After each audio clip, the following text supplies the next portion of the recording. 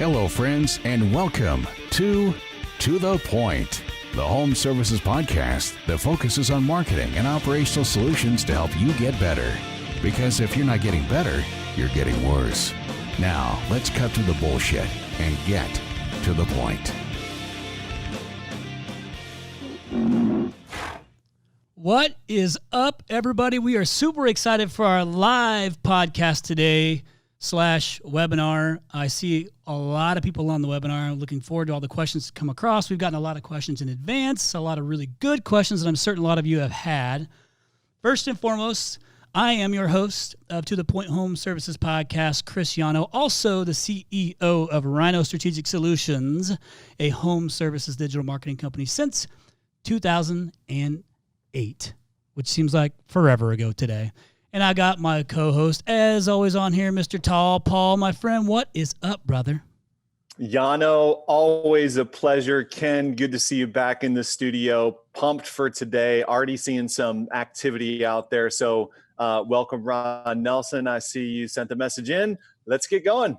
Awesome. So quickly, I would be remiss if I did not mention our sponsor, our awesome sponsor who stepped up to support the podcast, and coincidentally also is a partnership with Goodrich as well. Our friends over at Service Titan, the #1 field service software in the game, in our opinion. So thank you so much for stepping up and being a part of the podcast. We love our strategic partnership with Service Titan. We have our good friend, goes by the name of KG in the RYNO house, or in the To The Point house. His name is Mr. Ken Goodrich. He is the CEO of Goodrich, which is a HVAC and plumbing company, small, little itty-bitty 150 million plus company. Also, the author of the E-Myth HVAC Contractor. Funny story for those who didn't know, but when I first started the company RYNO, I read the E-Myth, the actual E-Myth Revisited book, because I didn't know a damn thing about business, and I had to learn it, and this thing at least gave me a roadmap to now a company that has over 100 employees ourselves. But KG, Ken Goodrich, glad to have you back on the show, my friend. Hey, thanks for having me. You have 100 employees? 100 and like some 4, 6, 4, 5, 3, somewhere around there. Wow. That's who reads the books to him, Ken. Yeah, well, that's how it works, because I have ADD, so I can't focus. So if I have somebody read to me, then I pay attention to what there's. I can really focus. So listen, this is our first go at doing a live podcast. So there's the likelihood of us messing something up is probably pretty good. And I really don't care. So it is what it is. But we have Ken on here. We're going to ask a lot of questions. I love that. One, that Ken's wearing glasses today. So he looks a little extra studious with those glasses on. Distinguished, whatever. He's not going to be sharing tips and tricks with us today, but he is going to be sharing his knowledge and wisdom. And I'm anxious to get right into it. And for the sake of time and for everybody that's listening, thank you so much for hopping on. Quick little shout out to our friends over at ACA, Air Conditioning Contractors of America. I know some of y'all are listening. I'm going to jump right into some questions. Are you ready for this? I'm ready. Are you sure? I'm ready. Today is Cinco de Mayo, which I'm from the Midwest, so back when I grew up, it was just called May 5th. But I live in Phoenix, our headquarters in Phoenix, and it's Cinco de Mayo, and we certainly celebrate. And I believe at some point we'll do a small little celebration of Cinco de Mayo. So getting right into it, I'm going to ask a couple of questions. KG is ready to roll. He's come in prepared. He got a good night's sleep. He's looking fresh in his pressed shirt. Let's go. First question comes from Mr. Jeff Packard, owner of One Stop Heating and AC, who is actually a new member of the RYNO family. So I'm going to ask this quick question. It's about culture. So Ken, he says, I've gone through some personnel changes and have struggled at creating the culture that I strive to have at my company. What tips do you have on ways to create the culture that he wants? So good question. Over the years, I've heard a lot of people talk about culture, and they talk about their company culture and why it's so good and this and that, and almost to the tune, it's some sort of a mystical thing that happens. They have willed it to happen, that somehow this group of people came together and created this dynamic culture. And I really never understood that. And I started studying the concept of culture, and what I found out was culture is something no different than any other business system that you have. It's a system. And your culture is you put forth your values, you create your company values, you create your company code of conduct documented, and you train your people to that, and then you enforce it, right? It's not anything that just kind of morphs itself into being. It's something that you set up. Here's how I want our company to act. Here's our expectation, and I have zero tolerance for anything less than those standards. And so that's how you create a culture. So I would just suggest you put down your core values and your code of conduct, and you hold your people accountable to that. That creates a culture. Absolutely. You remember when you and I went and we saw Robert Kiyosaki talk, and he talked about documenting your culture? Right, I heard you right. just say it. I had never heard of actually documenting culture, but it actually makes sense. So if you're using those core values or whatever you believe is what your company is about, and you document those things and the processes on how to uphold those, that's how you document your culture. Yeah, what he did say is he was a Marine, and he said there is a written, documented code of conduct for the Marines. And he explained some of that to us. So for you former or current military personnel, you get it. But, you know, that's one of the documents we have in our business we created years ago, and it's kind of our code of conduct. Makes perfect sense. Yeah, culture matters to RYNO. And for those that do know who RYNO is or have listened to The Point, you know we have a relationship with Gary Vaynerchuk, and their HR department is the largest department at VaynerMedia. And it's by design because it's the people that make the business happen. So, Paul, let's go ahead and fire away at question numero dos. Man, this is so hard because we could go so deep on just Ken's response there, but bro. I'll be disciplined. We're going to move on to the next question. Get So her this done. comes in from Terry from Utah. Terry wants to know, is it better financially to get an investor or be a platform company on your own? Or would he get more by joining with an established vendor or an established investor like yourself? Well, obviously, he'd be better off with an investor like myself. Well, you know, when I look at these situations, it just kind of depends where you're at in the game. So I guess when I first started in business, I kind of wish, looking back, that I would have got an investor, for instance, when I first started. So I didn't have to go through the cash flow crunches and challenges of growing a business. And I would urge people to do that. You know, you do the fundamentals, you write a business plan, you seek capital, you decide how much capital you need, and you put that business together. With regards to current conditions in the market and the fervor of acquisitions, private equity money, here's my view.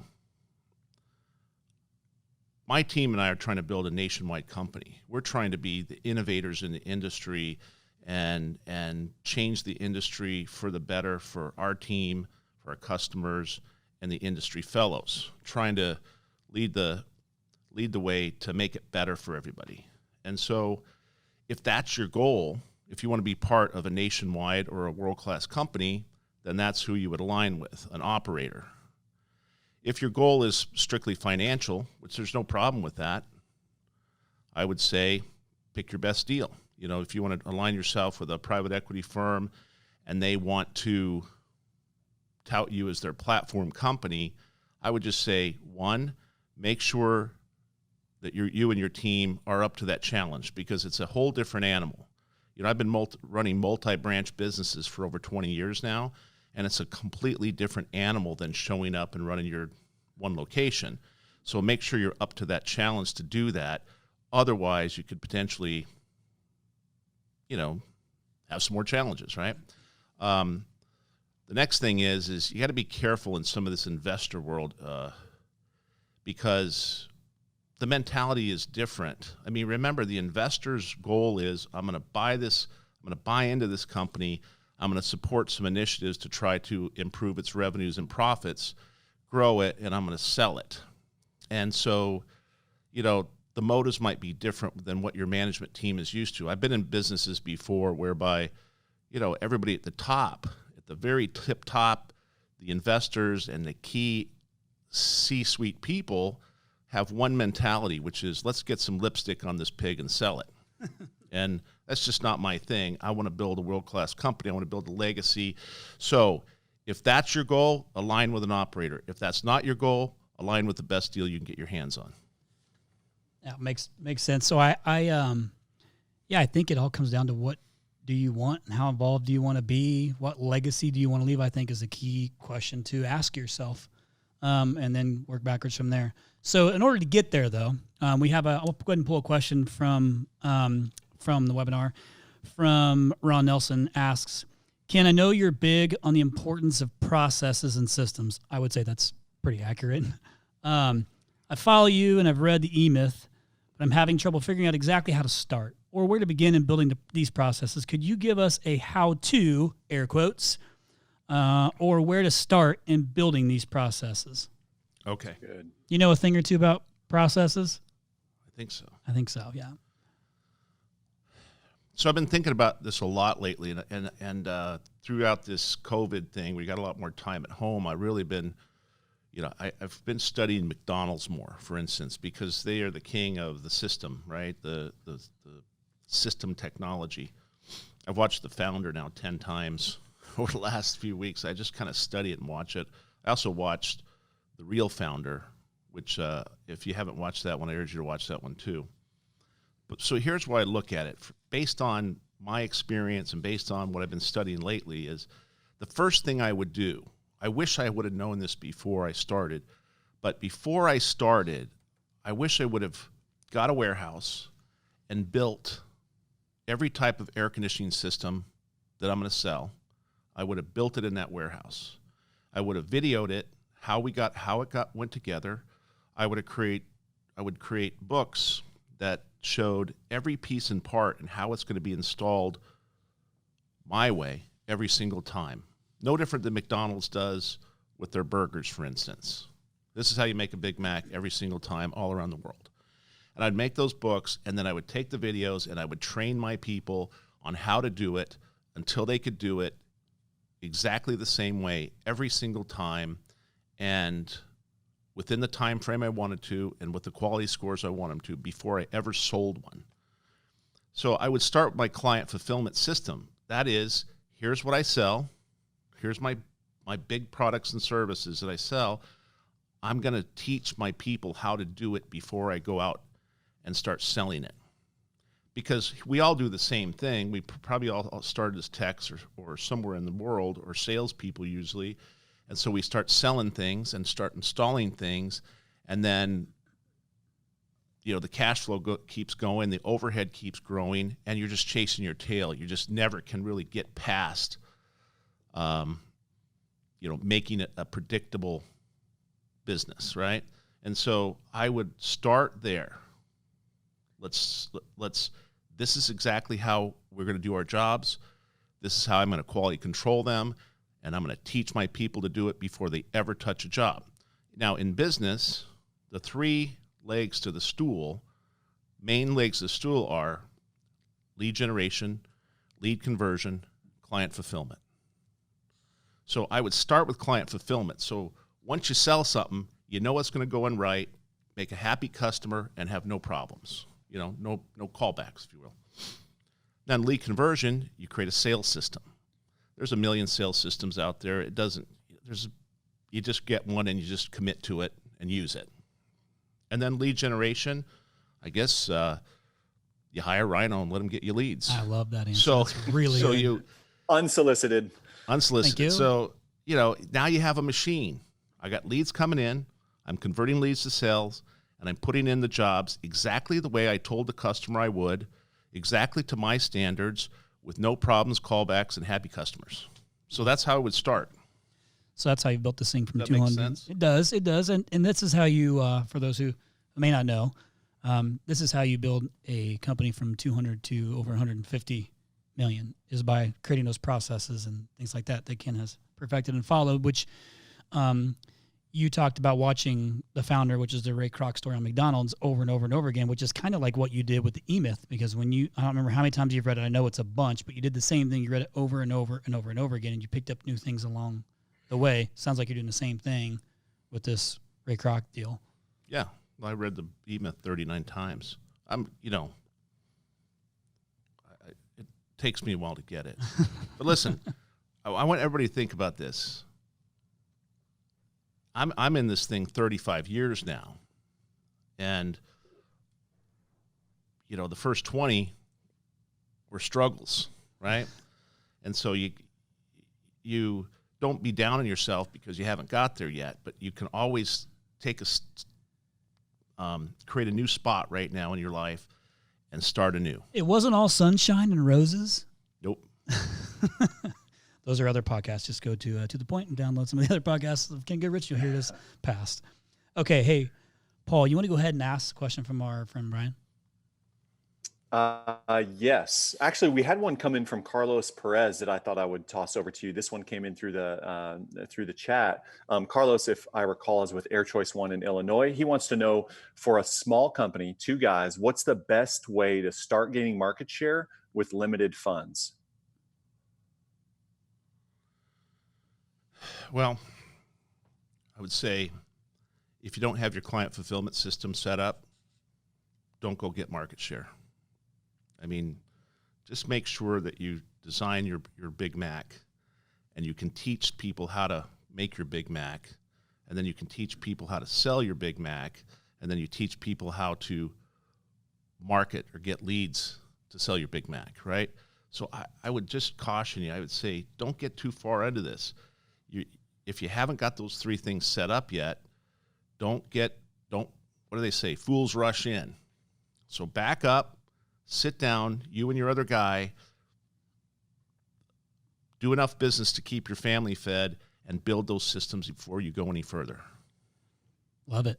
So don't put the cart before the horse. Yep. Got it. Cool. Good question. Okay, so I'm going to ask one from Brian Vardaman from Best Service. His question is, in your book, you mentioned sharing your plan with your team. What level of details need to be shared about your plan and to which team members? So, we had this struggle years and years ago about what to give them, but it's kind of morphed into my key team. All the managers, they have complete transparency into our financial statements and our metrics. We build our budget based on number of calls per month, conversions to each type of the services, products and services we sell, average tickets, and then gross margin motives, less overhead equals profit, right? So they know every detail of it, and they have P&L responsibility. The second layer, let's say operations people, they're might not grabbing the financial statements, but they certainly know the big overall monthly plan. They certainly know revenues and profits, gross margin motives, the monthly plan. Technicians and salespeople, everybody kind of understands what their piece of the pie is in terms of revenue and a gross margin contribution. So I would say, for the most part, everybody knows our numbers in our business, and I think it's a key part of running a successful operation. You got to have a high fidelity for the numbers, and everybody in the business has to be have a clear understanding where you're headed. Yeah, so you have KPIs, key performance indicators in place, and you can manage to those, which then makes it crystal clear on if you're doing well or not doing well and where there needs to be coaching or management, right? That's right. But I would say the top 20 people in our organization clearly know what our revenue and profit goal is for this year. Okay, great. Paul, do you have another question from one of the viewers or listeners? Yeah, so this one came in from Jamie Vaughn, and this is kind of a hot topic, kind of probably more of a controversial question to a degree, but let's talk about compensation plans, performance-based pay for install departments. What are your thoughts on setting up performance-based pay for your install crews? Well, I don't know what performance-based pay would be because, I know a lot of guys do piecework. I know a lot of guys do percentage of sales, which I don't agree with. Why should you pay more to install a more expensive system than a less expensive system to the install crews? So, I think traditionally it's piece rate, but, because of the overtime laws, you really are kind of stuck. Because installers don't typically sell things. There's some companies that have their installers sell a little bit. You just kind of have to pay piece rate or hourly, and then give them and give them overtime based on their job duration every week, in California every day. So I certainly am big on incentive programs.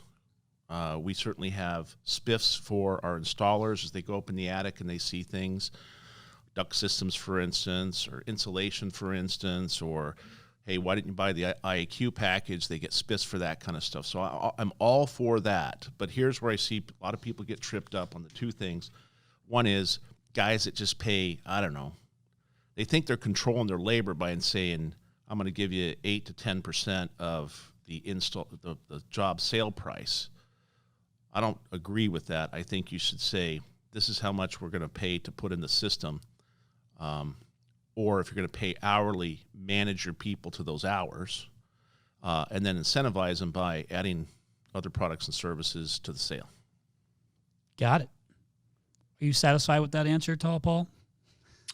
Yeah. I mean, the question is, we'll find out if Jamie is. He'll text me, I'm sure. But yes. Okay. Moving on. Oh, looks Chris, like. Did you see the one that came in from Anonymous? Which? Yes, there's a couple. Okay. So we have a few that came in from Anonymous. And anytime we get an anonymous question, I love it because you know it's good. You know it's going to be good. I'm going to wait on that one for the next question. I see which one I know which one you're talking about. You're trying to get me going, aren't you, Paul? So I'm going to ask one more quick question from another actual RYNO customer of ours that chimed in, Ryan Grimes from Beltway. Ken, could you tell me more about the plumbing side of your business? When you started offering plumbing, oh, this is good because I know the answer. When you started offering plumbing, was it easy to integrate? So I'll say this. Let me start out by saying this. People ask me all the time about adding another service, and my answer is always this. I wouldn't ever add another service unless you're number 1, 2, or 3 in your prime service in your marketplace, right? If you're an air conditioning guy, if you're not 1, 2, or 3 in your market selling air conditioners, keep selling air conditioners until you get good at it. Everyone thinks that plumbing is such an easy transition, but it's really not. It truly is a different business. The plumbers are different mentality than the HVAC guys. There's all kinds of different nuances. The reason why I got it, I did my first plumbing business in 2001, is because I belonged to a best practice group, and I couldn't get territories for that best practice group in Las Vegas for the air side, but it could for plumbing. And I wanted to be part of the group, and I wanted to be part of their future roll-ups and stuff. So I bought their system, and I implemented their system. And so I think I started out right because I had a system, and I didn't question, I just did it. And so over time, we had a nice plumbing business. But I will say, I wouldn't recommend it. I wouldn't recommend it until you get one good trade under your belt and understand lead generation, lead conversion, and client fulfillment on your first trade, and then you develop those systems first before you go to the second trade. I mean, we got a big plumbing business. We have a $60+ million plumbing company, but it's not without its challenges. I'm an air conditioning guy, and I've seen this time in, time out. All my management team, other companies I deal with, I'm an AC guy first. So the first question I ask is, how many units do we sell today? Every single day, I can't get myself to say how many water heaters did we sell, how many sewer systems did we sell, how many tankless water heaters did we sell. I say, how many air conditioners do we sell? So just be careful with that. You know, there's a friend of mine who owns a really large, very successful, notable company in LA, and he does air and plumbing. And I imagine he's somewhere between 60 and 80 million in LA, long time company. And, you know, we talk about this. He's a plumber first. We talk about this, and he says, well, I probably do 30%, 70% plumbing and 30% air. And if had I never started air conditioning, I would have been doing 100 million in plumbing by itself.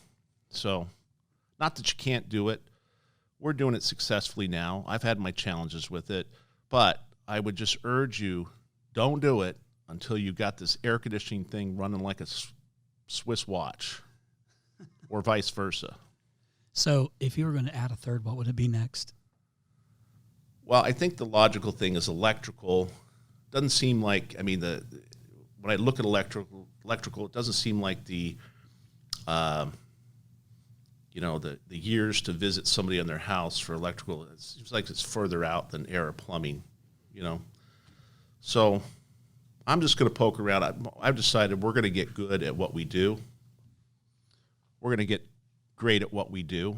And then, I don't know, if something falls in my lap, maybe we'll do it. But like they keep pushing us to try to do this connected home stuff. And I'm like, gosh, we can't even sell an air conditioner. Right? I'm going to put a camera or a doorbell on for somebody. I think you're doing okay at selling air conditioners. Yeah, we could do better. Never satisfied. Well, so Ryan, hopefully you take that away. And he's a pretty solid little business owner up in the Northeast. I know that Tall Paul and him have worked pretty closely in the past. So yeah, to me, it seems like the natural fit is usually HVAC, plumbing, electrical, and HVAC has been your core since the beginning. And I don't know if you'll ever add electrical or what, but I would imagine that would be the easiest next step. It seems to be the way it is with most of our customers that do the same thing. Okay.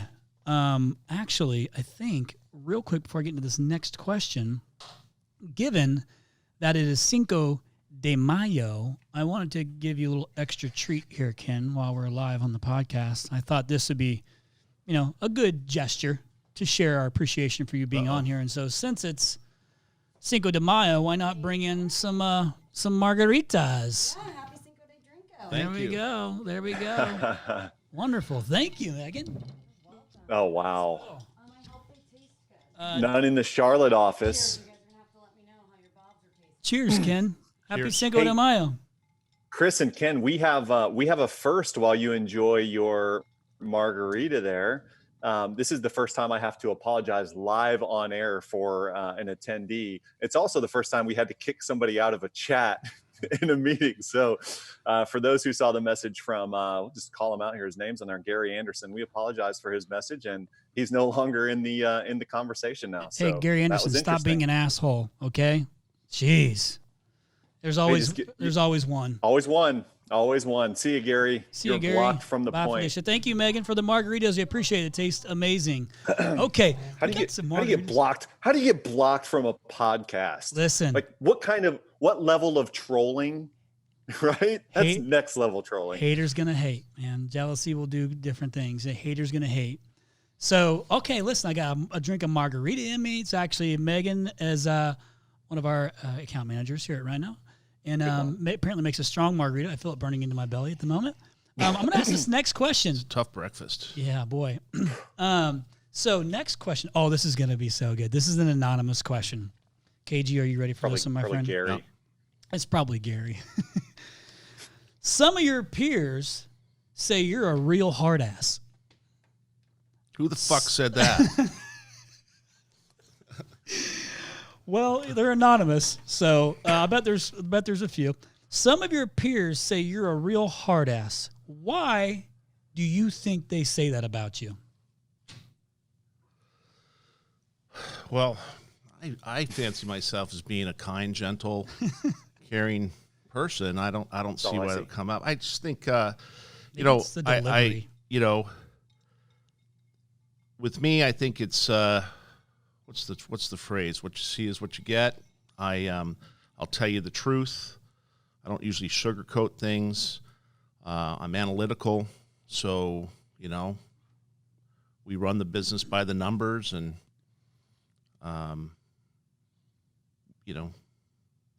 we're a very driven, ambitious group. So, So is it fair to say that you're not trying to come off like an asshole, but because of like the way that you deliver things, it might be perceived that way if they didn't really know Ken Goodrich? Is that a fair statement?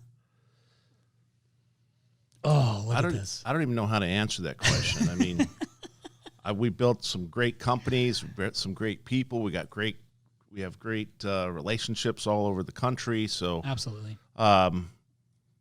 We're just we play to win, but that's not at the sacrifice of our people. So, Sure. Yeah. But again, I'm trying to build a world-class company. I'm trying to build a nationwide business, and sometimes people don't fit into that plan and that culture. And we have a very, talking about building the culture, we have a very high level of accountability. I mean, we do what we say we're going to do. We plan our work, we work our plan, and we keep the business moving forward. So that's why we've built and sold 24 of these companies. Right. Yeah. So I think that, as I've gotten to know you, you hold people to a different level of standards, and you're okay with being very frank about it. And I think that's admirable. So I want to get into it. Well, thank you for being so kind to answer those questions for me, Ken Goodrich. From Anonymous. I didn't get to see the comments. I cannot wait to go back and see that. I took video. I got you. Okay, great. So a question. Actually, we got this one from multiple people, so I'm just going to ask it in general. And we had this same conversation on episode 15 of Acquisition Psychology with Ken Goodrich, so that'll answer a bunch of questions. But right now, how many times the EBITDA does a company get? And I know that we just talked about this and how the changes via COVID and things like that, but how many times the EBITDA does a service company get today? Well, I mean, there's so many variables to that question that, I've bought companies that don't make a profit, and I've paid millions of dollars for them. So it's an infinite number of multiples, right? If they make zero and I paid $1 million, I don't even know what that math is. What is it? On the other hand, it just really depends on, what the opportunity, and you look at the business and say, okay, how can I lift this? How can I improve it? How can the combination of my business and this business give us an exponential leap? Now, that said, the best business, the most desired business that to be purchased is a business that's ran by a management team that's profitable, that has predictable growth, and that may have some, you leave a little meat on the bone so that an investor or an operator can come in and say, well, if I buy this company at this kind of rate, I can tweak it here and there, and I can get a big jump on the profits. And so, a business is just a cash flow machine, and you get paid a multiple of the cash flow, like real estate, for instance. So I would say the market today, anywhere from 4 to 10 times, depending on where you're at, how well the business performs, does it have a good, solid management team? Can the owner come in and take your place? Can the owner come in and take your place and reasonably be comfortable that he will at least duplicate your performance and get a return on his investment or better your performance? Those are the businesses that are most desirable and command the highest multiples. Perfect.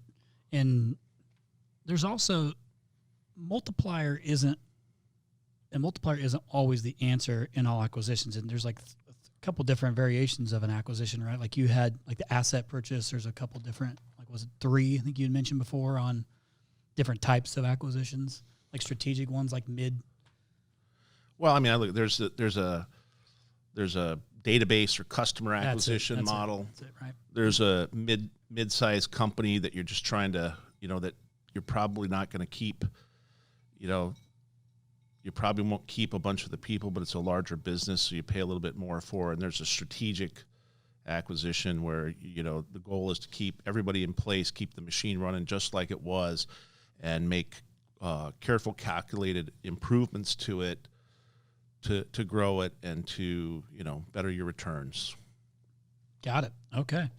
I know on that particular podcast, I learned a ton, and it seems like the last couple of years I've been through a lot of these conversations. So, hey, Tall Paul, You have another question for us, sir, brother, from Yeah, a so listener? So this one's a little more, I guess, tactical, but do you believe in having all company meetings? If so, how often do you recommend them, and what's the agenda for all company meetings? So that means, everybody from, I think it's all hands on deck. okay. Yeah, State of the Union, maybe. So we have a quarterly State of the Union. We have 6 branches. So, I'll go to, I'm calling it a town hall meeting actually, but we'll go and we'll rent a big room in a hotel, have breakfast, and we'll get up and talk about where the company's headed, how it's doing, meet and greet a lot of employees. I bring my dog Sadie, so they can get more photo ops with Sadie, and we just talk about those sorts of things. Once a year, we create our annual plan, and we bring everybody together and share our one-page plan, we call it. It's one page. Here's the revenues. Here's the gross margin. Here's the profits. Here's the, our key initiatives for business improvement, things like that. And here's where we're headed in the future. So we do that big one once a year, and then we have a quarterly town hall meetings with each of our branches. Got it. So, but I'm big on meetings. I like to bring everybody together. Before the COVID thing, our guys came into the branches at least 3 times a week, and they would have training. Nice to get your eyes on everybody, make sure they're looking sharp, and creating community inside the business as well. So, since then, we've been doing the Zoom meetings, which actually it's kind of interesting. I'm think we might implement those more and less to the shop meetings, if you will. Yeah, sure. Makes sense, especially because you're spread out from San Antonio to LA. Yeah. Okay, so another quick question from my friend Keith Flores. What's up, my friend? What marketing works best for Gettle? I bet I could answer this for you, and it's not RYNO. It is something completely different, and I bet I know what it is. But I'm going to let you answer it because he didn't ask me. He asked you. So all the marketing. So interesting, because I just talked to a guy yesterday. I was in our Phoenix branch, and he's a technician. He's been with me on various projects. He's been with me for 15 years now. And so I just talked to him, how's it going, this and that. And I said, hey, so how's the customers? Tell me about the customers' reaction to Gettle, and what are you seeing out there? How are they feeling about it? And he said, Ken, the jobs sell themselves now. I'm not sure that that's completely true, but I said, well, should we back down your commission if they sell themselves? No, but they said they sell themselves because it's a story. So what marketing works best? You have to craft your story. And my story is, I was a 10-year-old boy holding the flashlight for my dad while he worked on an air conditioner for a customer. That's my story. And so we build upon the story. And, we're out there on the radio, on television, on the social media, and we're telling our story. We tell our story to our people tell our story to our customers. It's really about the story. So I hope this answers your question, Keith, but what's the best way for Gettle Market is we tell our story, and we tell it well, and we bond ourselves with our customers. Yeah, and then you take that story and you spread it across multiple platforms. Right. And I'm familiar with Keith, and Keith's done some pretty cool stuff on social to get creative. But you have to connect with them on an emotional level. This whole, it's so funny to me. I look around our industry, like, guys, their story is they're family owned. Well, every business is family owned, right? One way or another, every single business in the world is family owned one way or another. We drug test. Yeah, we drug test, we wear booties. That's not a story. What's the story that will connect you to the community, connect you with a customer they can relate? I can't tell you how many times people call up and say, I held the flashlight for my dad, so I'm going to use you. And I know there's a lot of guys who've held the flashlight for a dad, but that's mine. Go figure out something on your own. Sadie certified. Got that too. Tall Paul, what do you got for me, my man? Ken, what's the hardest decision you've ever had to make along the way? I've had a lot of hard decisions. Good. This is good. You know, one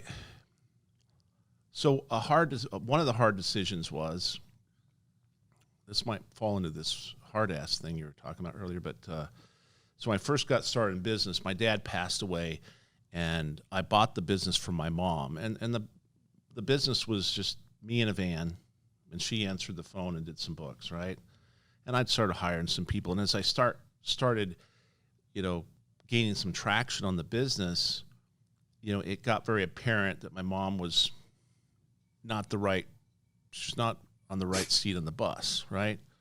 And so, oh boy, essentially I had to take my mom to breakfast and say, Mom, I want you to work from home, and I'm going to keep paying you, but.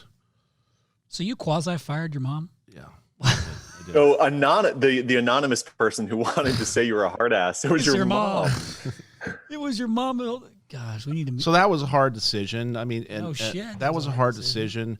I've had a lot of personnel hard decisions I've had to make where, somebody's just trying as hard as they possibly can, and they've been loyal, and they're loyal and they're hardworking, and all the good stuff, but they just don't fit, and I've had to make those decisions, and those are very difficult decisions for me. I tend to have contrary to popular belief, I tend to have, a soft heart about people, right? You could barely say that. I was about to say it for you.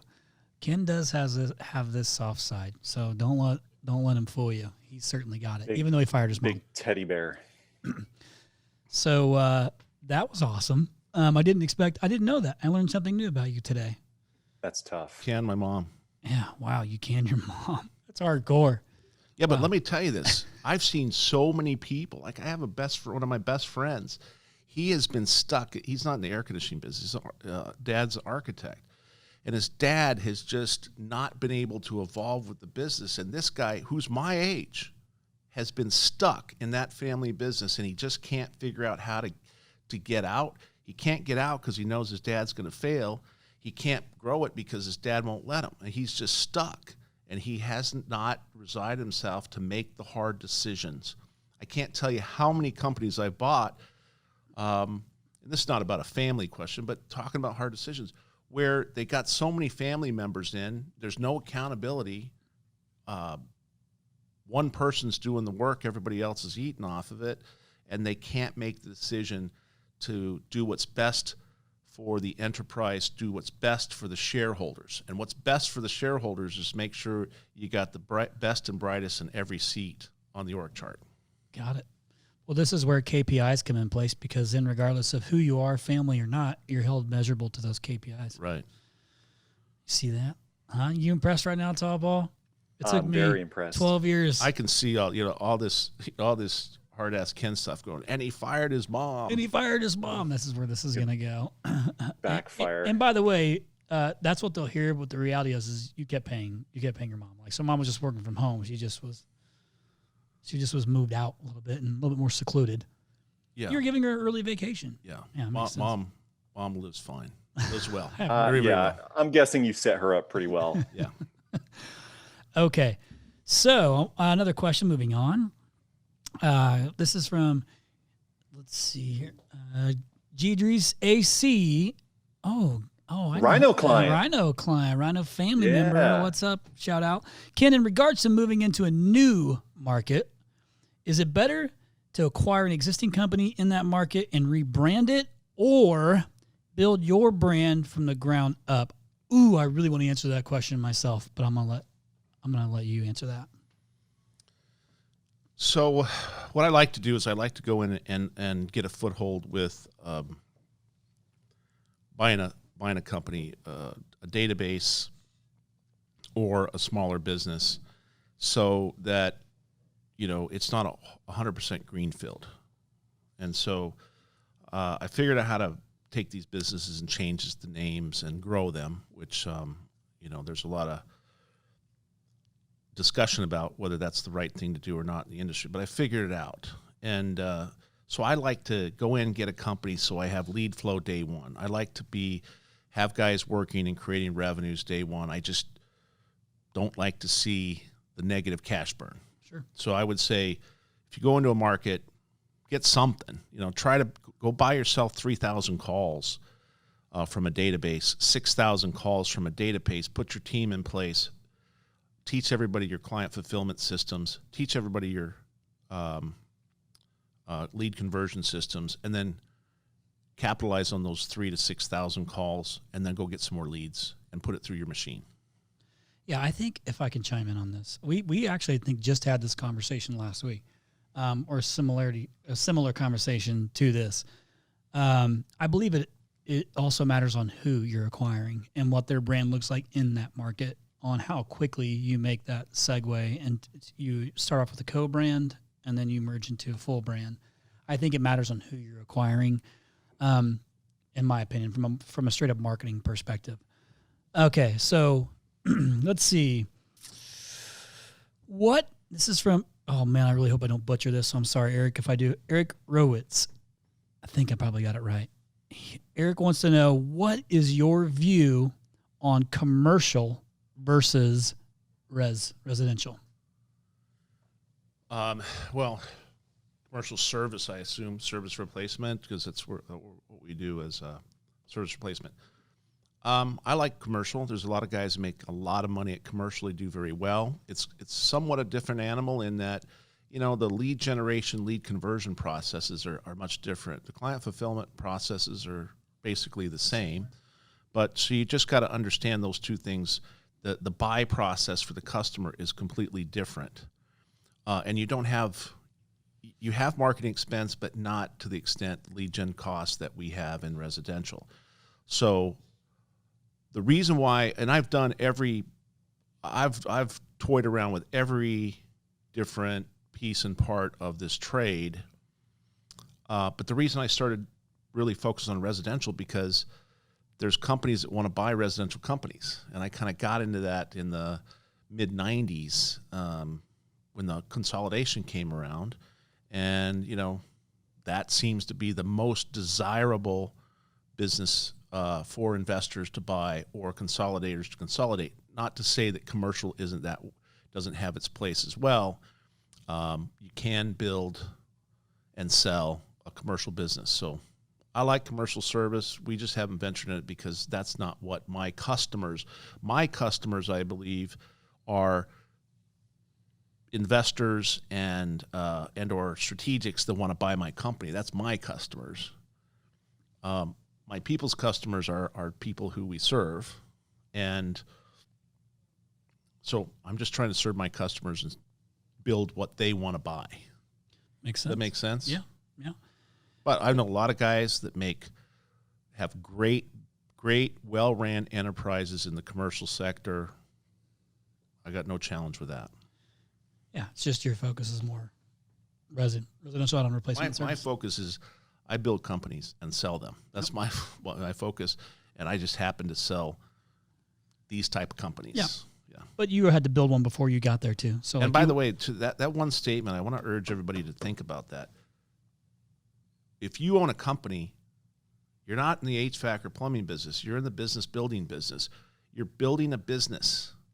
You're building a business to create revenues and cash flows for the shareholders, more than likely you and or your family, and to be able to monetize it one day when the market conditions are the most favorable. So that's what you're doing. You're building a business. You're just building it using the values and systems that you put in place. Right. Got it. Tall Paul, what do we got, brother? We got another one from somebody? We do, and we have 10 minutes, so we have so many questions piling up.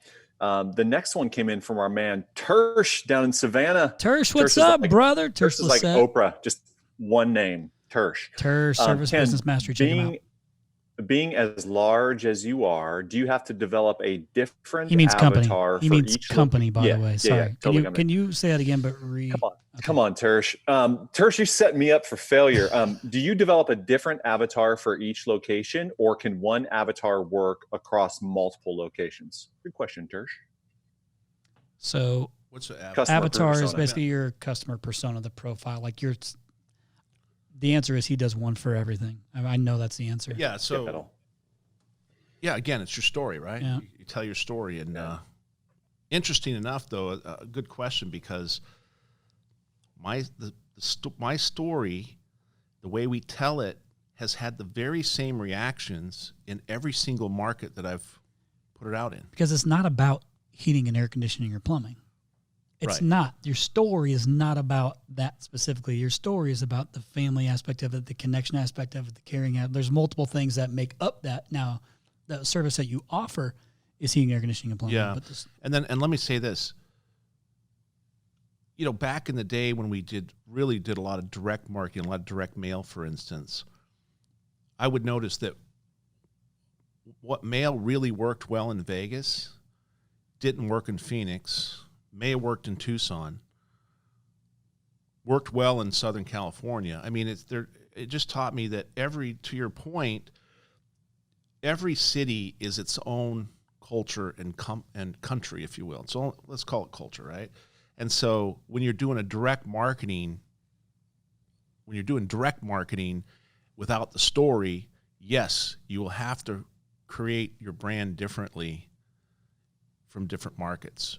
When you're telling a story and connecting with people on an emotional level, seems to take hold consistently across the board. got it. Shout out to Tersh. What's up, brother? Okay, so let's see what else we got here. I've got time for a couple more questions, it looks like. And then I have a finishing question I want to ask.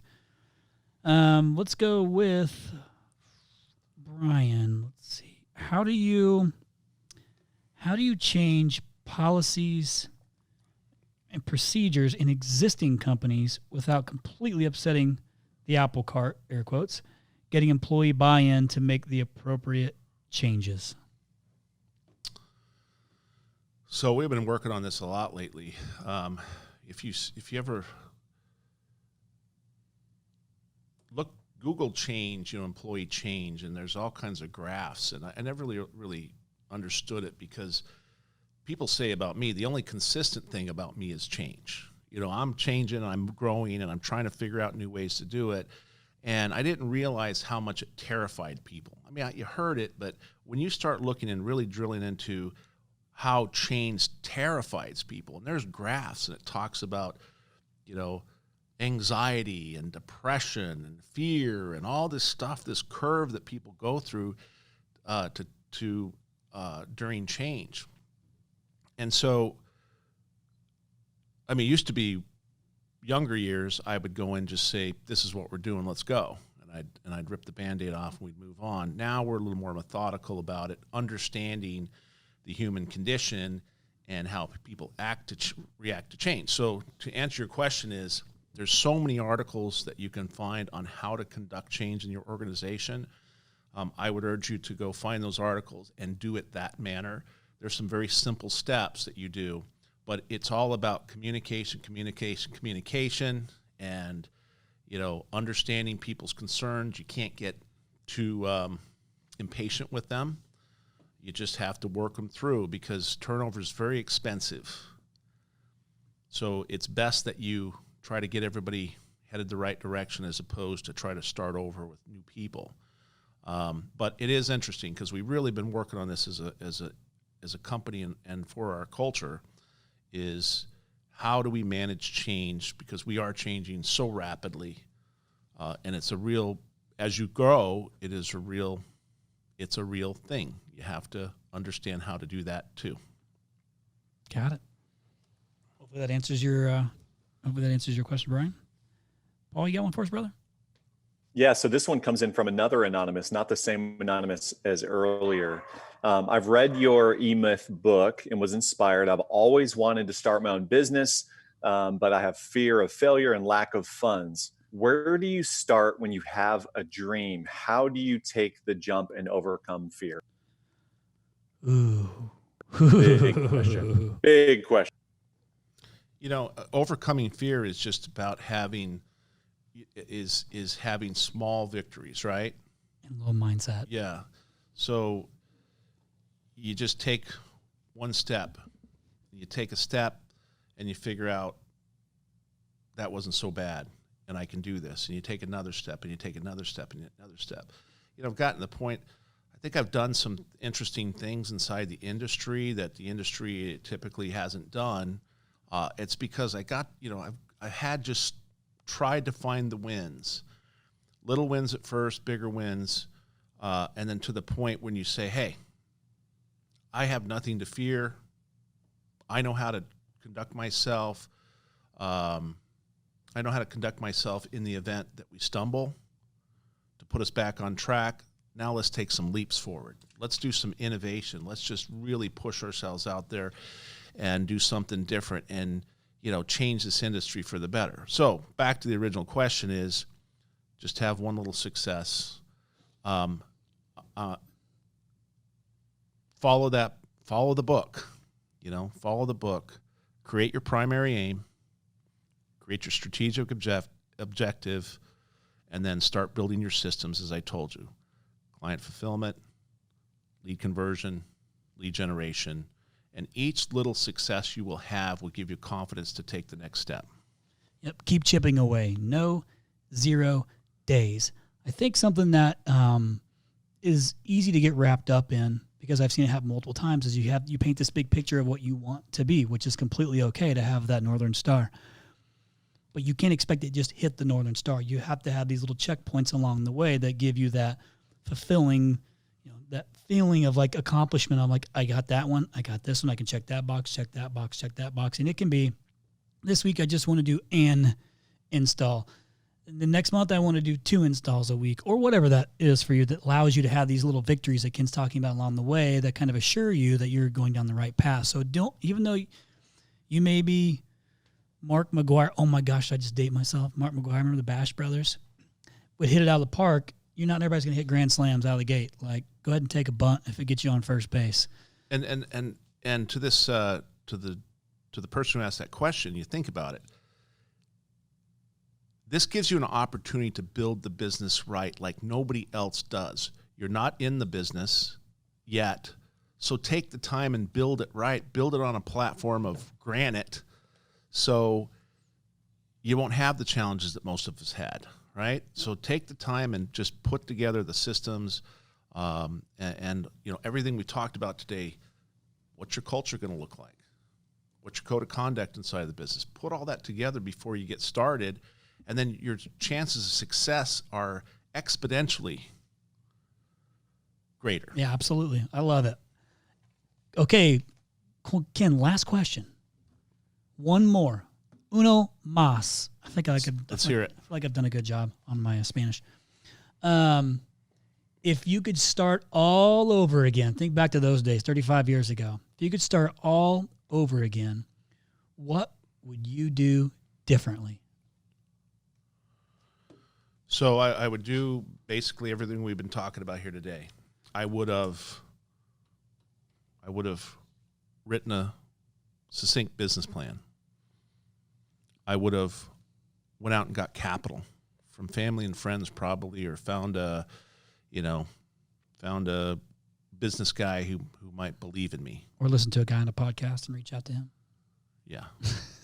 I would, and then I would build my client fulfillment system. I would create a school for our employees. I would teach them exactly how we make our Gettle air conditioning system or our Big Mac, and I would just make the machine grow itself, as opposed to me showing up every day, working harder and harder every day, later into the night, all the stuff that goes on when you're trying to build a business. So I would have started it right, not, as Michael Gerber talks about in the E-Myth, people, they become a technician, not necessarily air conditioning technician, but anyone that does the technical work of a business is considered a technician, And then a technician typically has an entrepreneurial seizure and says, I'm going to go start my own company. And they go out and start doing the work just like they did when they were a technician, but it really has nothing to do with the work. If you really sit down to it and think about it, the business has really not much to do with the actual technical work you're doing. There's so many other moving parts to run a business. So I would have started out correctly. I would have never taken my first job until all my systems were in place. Right. That's awesome. Thanks so much for sharing that information, Ken. It's always great to have you on the podcast. Every time we have you on, I learn something new. So appreciate you coming on live, letting people fire away questions at you. What's his name? Gary, Greg, whatever. Gary Anderson. He gone. But I do want to let our listeners know and everybody that's watching on the webinar that, we just scratched the surface on Ken's knowledge. He has a lot to offer, and there's a bunch of questions that we had that we didn't even get to within this time frame. It's hard to try and cut Ken short when he has so much to share, but we try to get through as many questions as we possibly could. I want to share this, this last little piece of information for anybody, regardless of which position that you're in. And potentially it's easy for me to say is that don't you worry about 90% of the shit that never happens. 90% of the things you worry about never actually happen. So why in the hell are you wasting so much time worrying about these things? Why not just deal with the 10% of stuff that actually does happen? Keep pushing forward. Put the processes in place. Follow your gut. Be persistent. What Ken is saying is he started off by reading E-Myth and learning different processes. Well, he didn't start off that way. He actually implemented that down the road. Listen to him. You have to slow down, put some systems in place, some check marks in place, and then go. That would be very difficult for me to do because I am always wanting to go and do something now. I thrive on instant gratification. In a lot of ways, that can hurt you right out of the gate. So everybody that is on the webinar, thank you so much for chiming in. Again, thanks to our sponsor, Service Titan. We really appreciate you guys coming on board. I know that Gettle you have a partnership with Gettle as well. Ken, any last words you want to share with our guests, our listeners? So, to your point, I got a hold of this phrase years and years ago, and I just try to let it guide me, which is fools rush in, right? And I'm the instant gratification guy too. I want to get in there and do it, but really back up, take the time, build your systems. Now, you're not going to build every system that the company needs day one, but certainly your client fulfillment, lead conversion, lead generation systems, the foundational systems, you got to get those right before you can even go further. So make sure you do that. Another thing is I have opened my doors to contractors all around the country since I began. I've tried to be involved as much as I can in ACA, in Service Roundtable, Service Nation Alliance, Airtime 500, PSI, and I've tried to be in all these groups. And, it's about sharing of the practices, right? Sharing with each other. So I've just had an open door policy. People come in. Before this last 60 days, there was some company in one of my branches every single day, visiting, meeting with the managers, watch how we do things, sharing best practices, and it's because we get it out. We get as much out of that as they do. It doesn't matter how big or small you are. We can always pick a gem out of a good conversation. So we've just got one of my keys to our growth, I think, is just sharing with other contractors and being open with them and with a clear motive just to try to help people and improve the industry. Yeah. So as you would say, when I extend a hand, you extend the hand. Right. So for those of you that think Ken Goodrich is just a hard ass, this hard ass has opened his heart to $1.5 million of his own money for his employees for indoor air quality. I don't think that's a hard ass move. I think that's kind of the softer side of Ken. And he also is constantly, like he's saying, having people in his office helping, offering, help, answering questions. Certainly he can't get to everybody at the same time, but you can go to kengoodrich.com and look up his information, get the book, things of that nature to help you along the way. We hope that you guys have enjoyed this. We hope that a lot of the questions helped, that you had some good tactical takeaways. To my man, Tall Paul, I appreciate you, brother. Ken Goodrich, always a pleasure to have you on. Until next time, Chris Yano, host of To The Point, CEO of RYNO Strategic Solutions, and we'll see you on the flip side. Thank you for listening to The Point. We hope you enjoyed this episode. Please consider leaving us a review in the App Store. And don't forget to share with your friends. Till next time, kick some ass.